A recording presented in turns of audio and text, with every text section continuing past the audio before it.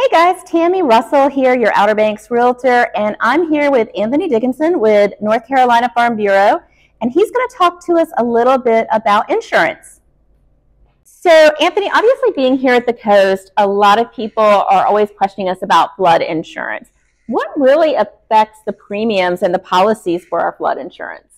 That is a very complicated question, and it gets deep quickly.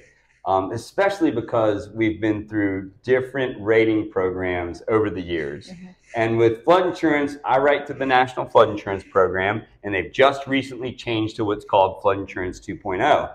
And that is fully implemented this year. So even the very active agents like myself, we still don't have a really good grip on the real life effect of it. We're seeing some things and we have some opinions, but I'll tell you what we're taught, okay? So one is what they've tried to do, which they've tried to do so many times, is they're trying to make sure that the individual structure itself that's being insured, they're adequately assessing that risk and charging for that property, not a big group of them, that one in general. Right. So first thing is where? Where is it? So is it close to water? So what's the proximity to water?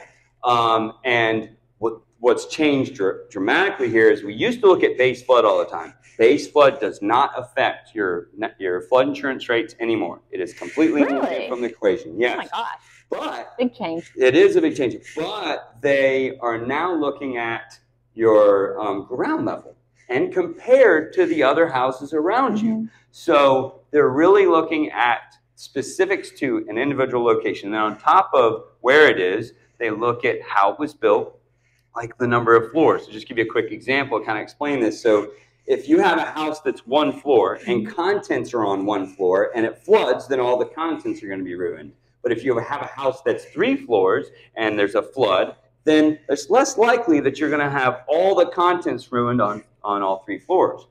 Some people don't haven't even quite put this together yet, but even proper openings are still giving a discount.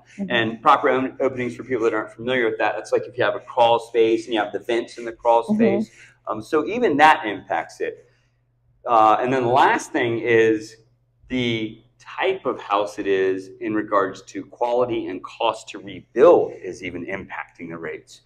And the last thing I would say from our perspective and what we've dealt with, which is really fascinating, is when we were trained initially on this, we were under the impression and taught that what we used to call preferred risk policies and that's the policies that are outside of a special flood hazard area, and they're preferred because they're supposed to be lower risk, that they were going to have a decrease and it was going to cost less. But come to find out, specifically for our area and the surrounding counties, Dare County, Currituck County, Camden County, we're seeing those actually more. And we're seeing oceanfront houses in many cases that are actually significantly less than it was before. Now, whether that's an anomaly or that's really what's happening in our area, we don't have enough experience yet because, like I said, they've just fully implemented that this year. Right. Gosh, yeah, there's a lot of information and a lot to really think about with that. There's a lot. Yeah, thank you. Sure.